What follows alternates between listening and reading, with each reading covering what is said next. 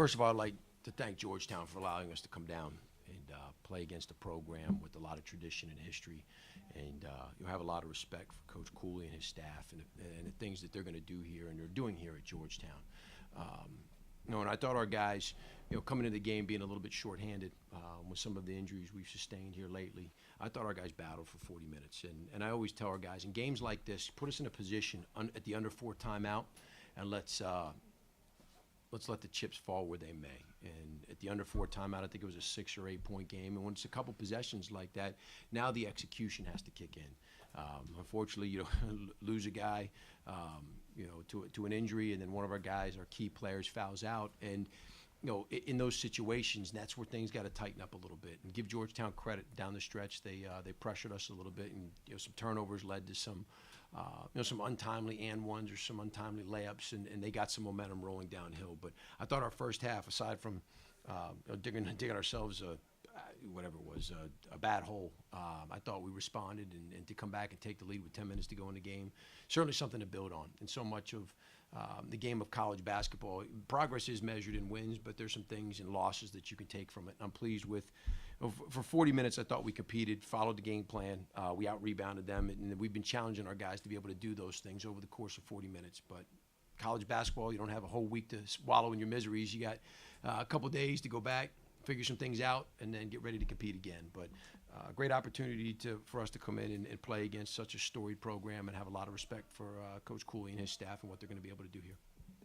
Rob, when you kind of look at, you were talking about the turnovers and PV in particular, what he kind of brings to bear, how much is he kind of like the head of the spear in some ways for what they are defensively? Yeah, because of his length and athleticism, right? I mean, that creates challenges when you're out there on the perimeter and the passing lanes get shorter and shorter and shorter. And, that's where we've been pretty adamant about playing off two and not, testing your pass, especially against some longer players like that. But yeah, he's on both ends, really. I mean, he does a lot of really good things, and his versatility, both offensively and defensively, is going to put them in a position, I think, to win a lot of games. And for you guys, just the poise that you had after that rough first 6 minutes or so, what did you see kind of just go into being able to chip away fairly quickly, all things considered?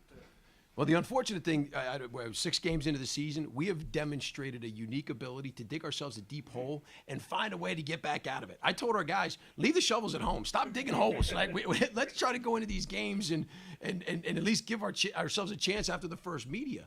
It was that way when we played at Campbell in our first win, and we were down 15, I think, in the first half. And we found a way to win that game. And in some of our money games, we've done the same thing. And but it's a resilient group. If nothing else, early in the year, they're not going to hang their heads. They're not going to, let a run. And basketball is a game of runs, but they're not going to let a run determine the outcome of the game. And so it's important that we get off to some better starts here. But we now can look back, and the confidence that we can pull from that is, hey, we've been down, guys, before. We've been down. You got to stay with it. And early on, we got some shots that I thought were good looks. They just weren't making them, and had to tie up some things defensively. But over the course of 40 minutes, there's going to be some runs. I just wish they weren't at the beginning of the game and all the time.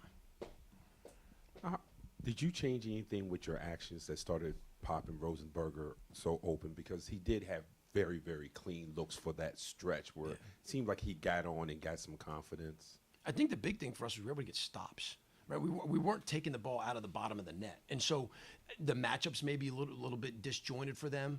And he has such a good feel, and he's such a good competitor that when we get him in space, he's doing a really good job early in the year on making those reads. And early in the game, we're taking the ball out of the bottom of the net, and they're really good defensively. So if we're walking the ball up the court in our half-court sets and having to rely on that, it was going to be a long game. But once we got stops and we're able to open the floor up a little bit, especially against a team that's really big and really long and does a good job disrupting things, I think it opened some things up for Bobby, and our guys did a good job finding them. But again, with a kid like that works so hard, eventually the ball's going to find him, and the shots fell for him, especially in the first half. And at the very beginning, you could tell that Georgetown was on a mission to jam the ball inside. Everything they were running was coming inside. Yet, as the game went on, I know you showed some zone. Sormer only had 4 shot attempts when they were pushing it to him. Where was that success in you guys? Because that's a win for you guys. And fortunately, or unfortunately, to this point, we played some really big teams.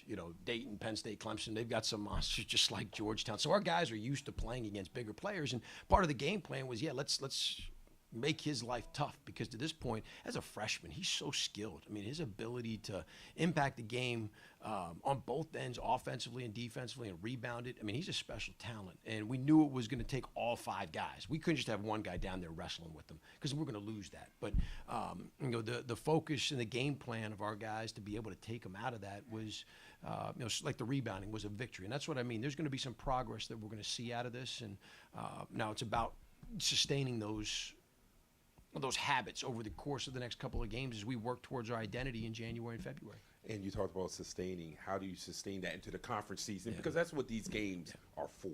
And that's, at this level, we're playing. And I said to Coach Battle before the game, like we could win this game, but if we don't play well in our conference for 3 games in March, the ultimate goal isn't going to be there. So our job is to peak at the right time.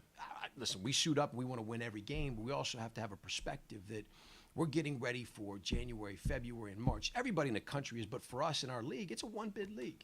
So we have to do a great job of, as coaches, of keeping these guys level-headed with a clear mind and a clean heart, because it's easy in a situation like this where you're playing against really, really good players to go the opposite direction. And it can be a challenge at times, but I'll tell you, the guys in that locker room, this group in particular, is really good about keeping things in perspective. Our captains have done a tremendous job, and it'll be important for us to say, hey, listen, we out-rebounded Georgetown, because when we get to the league and the guys aren't as big, I'm going to remind them that we out-rebounded Georgetown. You better go out and out-rebound someone in our conference. But things that we can certainly build on and get ready for January, February, and March. What was the role of that 2-3 zone first half and kind of stabilizing things for you? I thought that was key in the comeback. Twofold, and it's probably the most zone we played all year, but it was twofold. It was try to rest some guys. And we were playing, I looked at the box score, and because of our injury situation, our rotation wasn't as deep, and wanted to try to keep certain guys on the floor as much as possible. And then also, because of their size and because of Sober and those guys that do such a good job of dominating the paint, we wanted to try to make them shoot some contested jump shots. So it was twofold. It was a little bit of a, maybe of a curveball to give them a different look, but to protect the paint and keep some of our guys a little bit fresher. Devin Sweetney, I've known him since he played basketball in high school. What does he bring to your program? I've known Devin since he was, a high school senior. I remember picking him up for his official visit at Riverdale Baptist, and he came out of Riverdale Baptist dressed as Michael Jackson. It was Spirit Week. So, Devin as a person, certainly his success that he had at St. Francis, and then what he did post St. Francis is remarkable. And the opportunity for us to bring him back into the program and impact young people in just a short time, he's done a tremendous job of helping our guys understand how to compete, but to keep things in perspective, because he's been on the other side and he had success. And it's, to have his mom, his mom is a fantastic mom and has done a great job raising Devin and who he is as a person. He was an unbelievable basketball player, but he's an even better person. And those are the types of people that we want around our guys. And so when I can point to Devin, and listen, Devin, and he'll say this, he had some flaws and had some things he had to work through as a college basketball player, but because he experienced those things and now you can see what he is, who he is right now as a man and as a father, those are things that I want our guys to be all conference basketball players like Devin was, but I want them to be even better people. And he embodies that. John Titel from Hoops HD. As far as Valentino, do you know if it was foot or ankle or something else? And I know it literally just happened a few minutes ago, but any update? Yeah, it was an ankle, and it all reports it wasn't, I think his reaction was a little bit out of fear. But in talking to our trainers, he's doing okay. They have him in a boot for precautionary reasons, and we'll come in tomorrow and reevaluate it and try to get him healthy, because he's a difference maker for us. He's such a talented player, and even when he doesn't score, just the way he moves the ball, his defensive understanding, he's got a high IQ, and he played on the Spanish national team that beat Victor Wembanyama in France. So he's played in big games. He's not afraid of the moment, and it's important that we get him healthy and ready to go. If it's next game, it's next game, but down the road, he's a very important piece to our puzzle.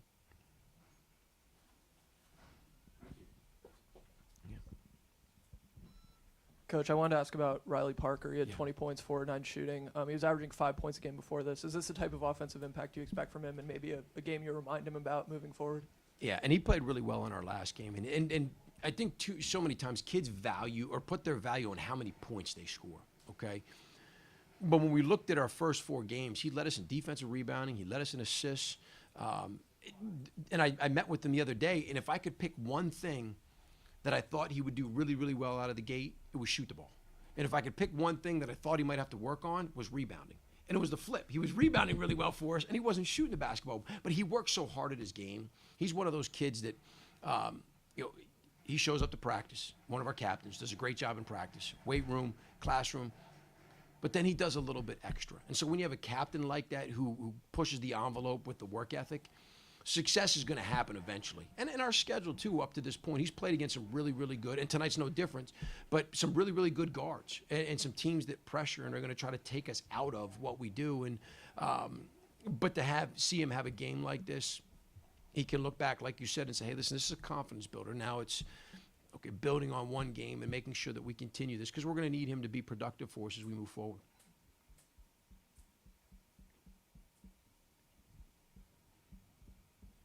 Good? None? All right. Thank you, guys. Yeah.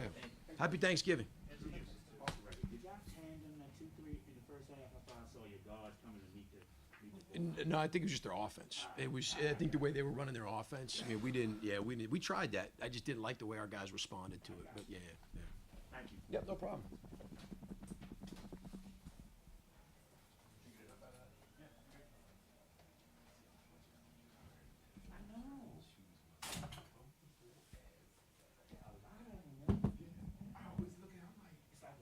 The segue between dress shoes and tennis shoes.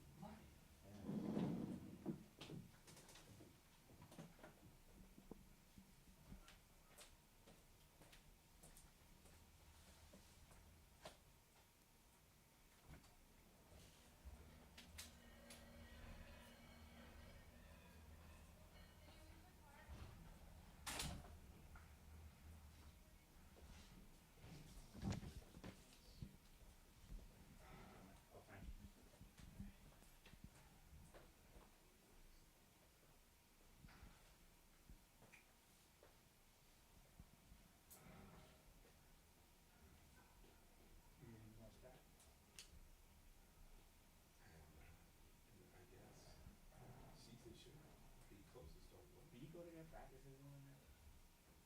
I can't. I'm sure you would.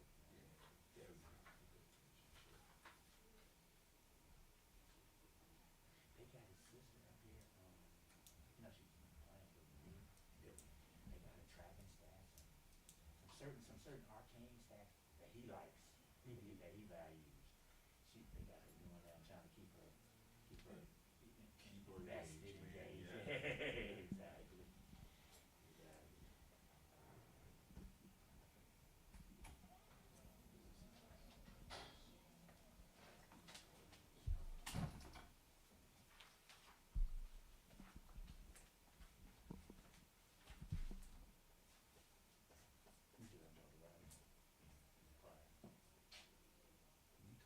Last week, but we haven't talked. Yeah, we haven't talked. Looks like they're not gonna make a move this year. It doesn't seem like it. That's fine.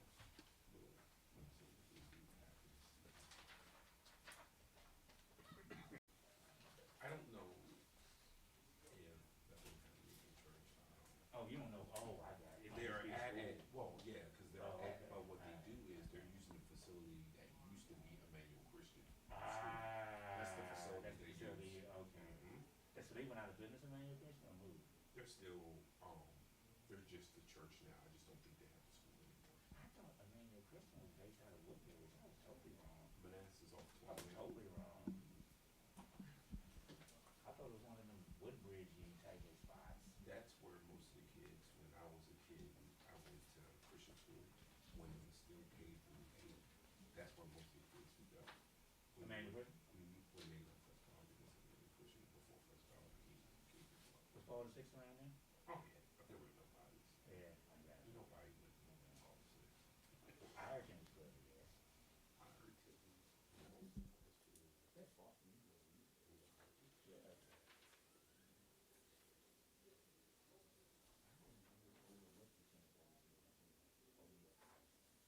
That's always the response. Oh, yeah.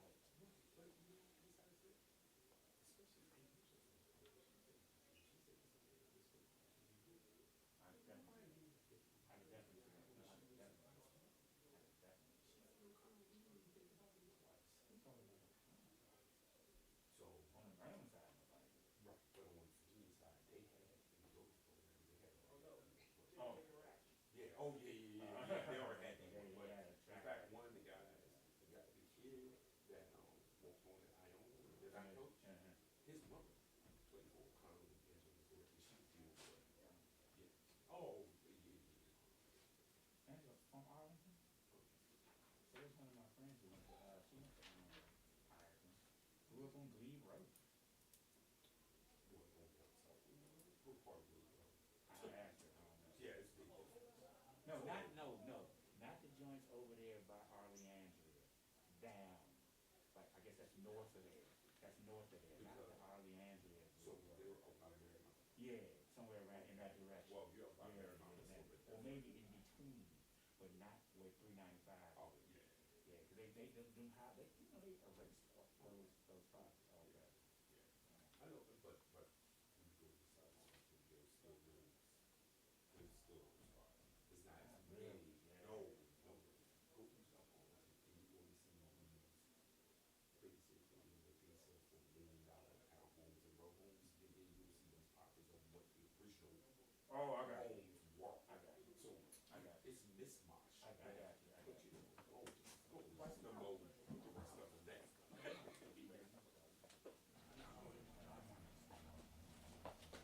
Peace.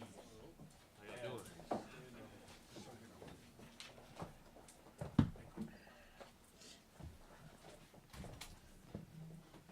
right. Hey guys, how you doing?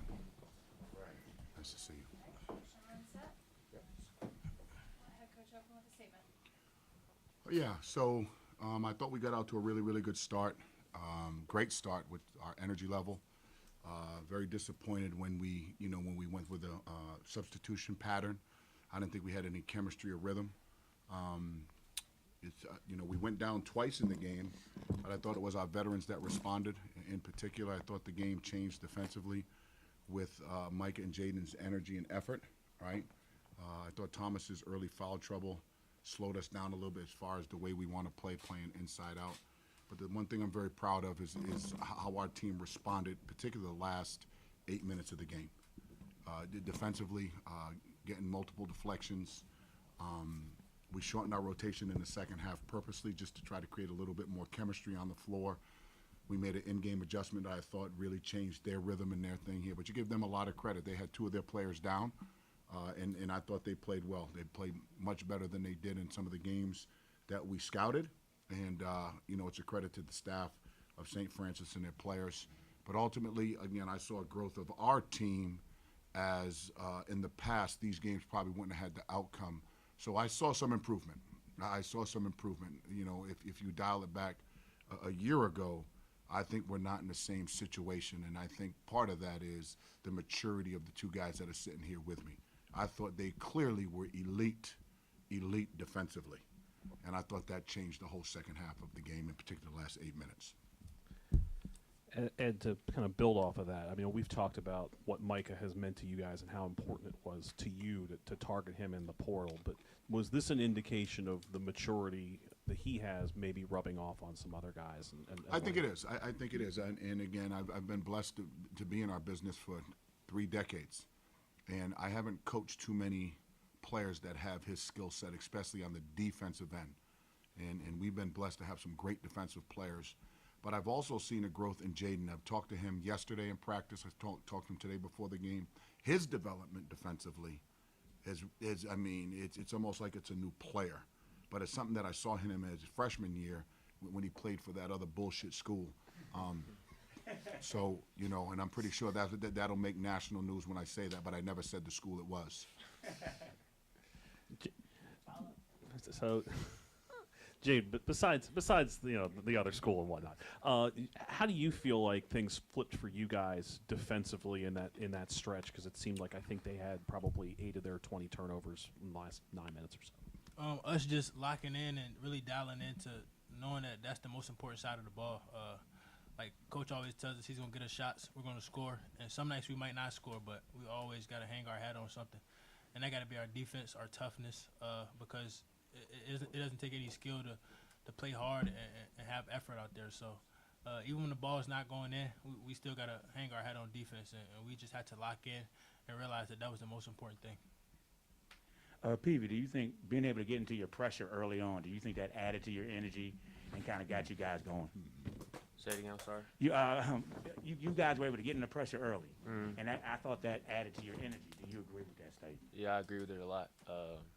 Like I said, we started off well, and then we went on a stretch where they started scoring and stuff, so we just try to lock in on the defensive end because that's something I think we could be better at, and you saw Jaden doing his thing, so yeah. Coach, their 2-3 seemed to put you on your heels first half. Were you shocked by your initial response to it? I was, and in all transparency, we haven't worked on zone much, right? It's something that we have to prepare for, as we know our next couple of opponents may play some zone. We've probably had 15 to 20 minutes working on it. They haven't shown a lot of zone, so that was really good by their coach, putting it out there and see what it does. But I thought we impacted it enough to get them to continue to change their defenses. Any coaches that change defenses keeps the other bench off guard. So, again, when you're preparing, you only got X amount of hours to do things. But, I mean, we'll be prepared when the next zone comes. Back here, the students. Micah, just a really great game all around, especially on both ends. Just talk about how, as the game progressed, you just felt more comfortable being more aggressive, especially on the defensive end with your length and athleticism. I appreciate that. Well, I mean, I went into halftime, I think, with 1 foul or 0 foul. So when that happens, I feel like I can just keep being aggressive, pressuring the ball, getting through screens, because that's something a couple of games ago I wasn't able to do because I got in foul trouble. So, yeah, I just want to keep being aggressive and win games. Jaden, coach complimented you on your defense for 6 rebounds today at your size. How do you track the ball, and kind of what is your mentality to hit the boards? Man, coach been on me a lot about rebounds. I think it was a game. I forgot who we played, but I didn't have any rebounds. And in practice, he was just on me about it. Even after practice, he would even call my phone and tell me you didn't get any rebounds the last game. So I just know that's an important thing. The bigs are in there tipping the balls out, so us guards got to get in there and we got to rebound. And when the guards rebound, it makes the break easier. We can get out and run. So it's going to be important for us as we go forward. And, Coach, the bigs that you bring off the bench, it seems like they bring a little bit different from each one, like from Drew to Julius and that. How do you manage who you put in at what time? Fair question, and a very good question. And I think that's going to be – we're going to have to continue to work through that, right? I think we have definitely a cornerstone in Thomas, and you have a veteran person in Drew, but different because he's not a girth guy, right? He's more skilled, perimeter-oriented, more of a high-low type of deal. You got to keep working through it. I'm glad I got all 3, right? It beats having 0, right? But that's the conundrum that we're going to be in all year, and whoever's playing best will play, right? That's the good thing, right? Guys will have an opportunity to continue to play throughout the whole year as we're trying to work through that and try to see if we can get a couple of them on the floor at the same time. And going back to the rebounding thing, yeah, we've been all over. I believe Malik had 6 or 7 rebounds as well, right? Which is really important. We still got out rebounded. I don't know how many rebounds he had. So that'll be something that, that'll be something that we talk about. Clearly, we won the game, but disappointed in the rebounding advantage. And they came up with a lot of 50-50 balls. They really did. And they had 3 or 4 in one possession twice. So hopefully that's something we can improve on. And what's the balance on how many players that you want to play? Like, what's too many, like 11 or 12? Is it like 9 where you want to go? Just kind of what does the rotation look like to you? That's what these early games are about. We're trying to figure it out. When you look around the country, most coaching staffs, most head coaches are very comfortable playing 8. I think that's the magic number, maybe 9. Foul trouble, injuries. It's really hard to get to 10 with chemistry and continuity based on style of play as well, right? But, you always want a positional sub at every spot. The front court, the back court, the wing. That gives you 8. The 9th guy has to be versatile, has to be an energy giver, right? Has to be somebody who is a specialty person. But I tell you this, on every basketball team in the country, CYO, high school, JV, if you're an energy giver and you defend and you rebound, you will embarrass a coach if they don't play, if you bring that. And I tell our players all the time, embarrass me to play you, because if a coach comes and says, Coach, if a staff comes and says, Coach, you got to play this dude, and I'm going to ask why. Energy giver, he's tough, impacts winning. Those are the dudes that play that are fringe guys. If a fringe guy is late, if a fringe guy drains energy, if a fringe guy is not getting things done, that fringe guy's not playing. Coach Thomas Sorber, I know plus minus might not be the best number to quantify impact, but he was a plus 32 today. And I think watching the game, it was pretty clear on both ends that he changed the flow of the game. Do you feel that he is, as well as guys like Micah and Jaden played, do you feel like he's kind of the linchpin for your team and how you play moving forward? He's a key cog for sure. Obviously, the early foul trouble changed, right? It changed the first half for us with the flow and energy of our offense and our defense. He's a rim protector. He's an elite passer. He's an elite scorer in the post. He's still 18 years old, growing and developing. But, we will grow. We'll be as good as the backcourt. We'll be as good as our young guys develop, right? And he, for sure, plus 32, I'm not surprised at that. He's one of the true impactful freshmen in the country, right? And it'll show game after game. It's not all about scoring with him. It's about his production off the ball, his energy, communicating, right? So he got banged up a little bit today, so we're going to have to see how he's doing. John Titel from Hoops HD for Coach. Following up on Thomas, I heard that, well, I thought of him as just a scorer and rebounder based on the 3 weeks that I've been seeing him in action.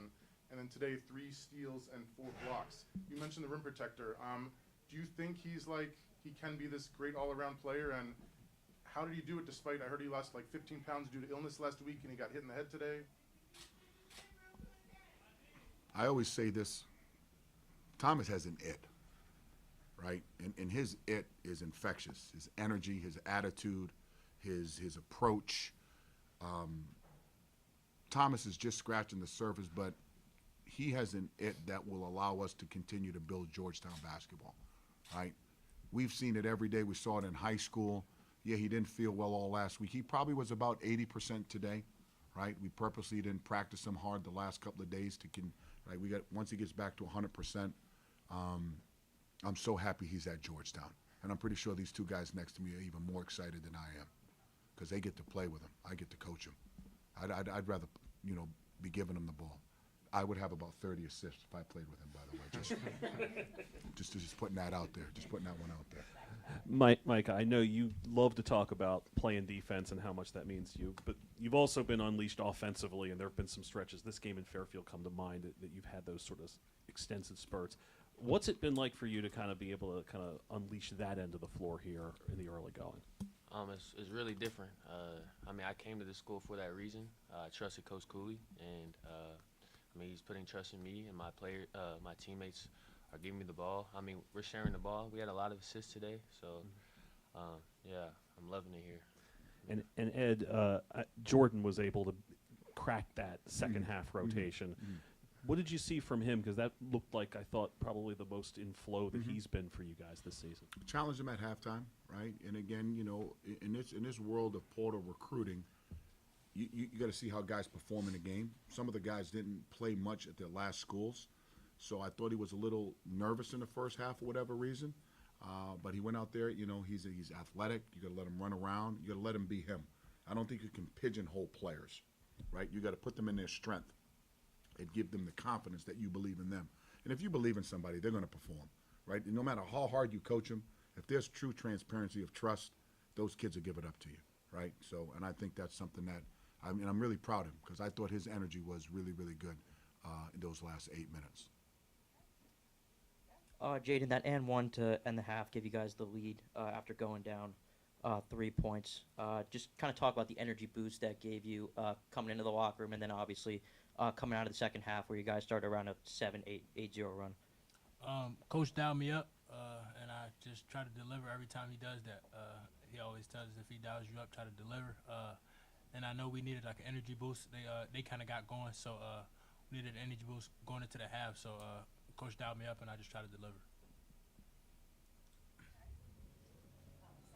Thank you, everyone. Appreciate you guys. See everyone at McDonald's Tuesday.